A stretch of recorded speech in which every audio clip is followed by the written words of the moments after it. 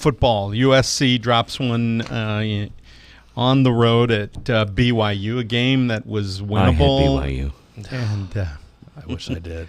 game that was very, very winnable, and it just didn't happen for USC.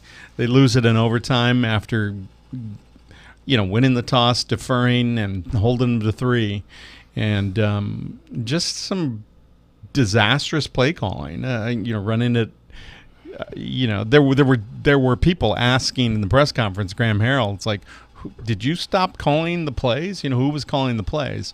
And there's a couple of different things about that game that, look, USC fans' expectations were very, very high after beating Stanford, who we realize now was something that we talked a little bit on last week, and that they're not quite as good as it wasn't as big a win as it should have been. And Slovis had a nearly perfect game, and the line was very good.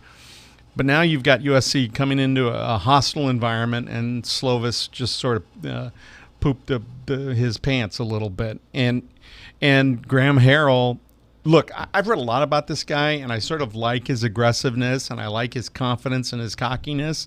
But there's a certain point where I don't want to hear these platitudes where it's like, I don't have any regrets about any plays I called.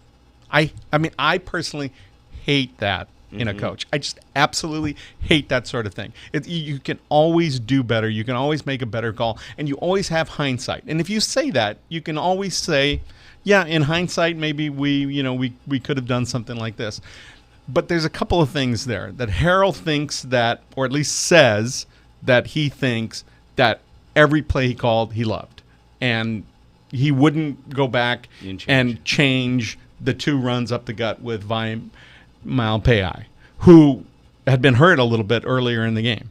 So, we and a 3-man front where they were just saying, look, we're dropping 8 guys into coverage. We got 3 men on the line. We got 4 backers, and it's like, run it.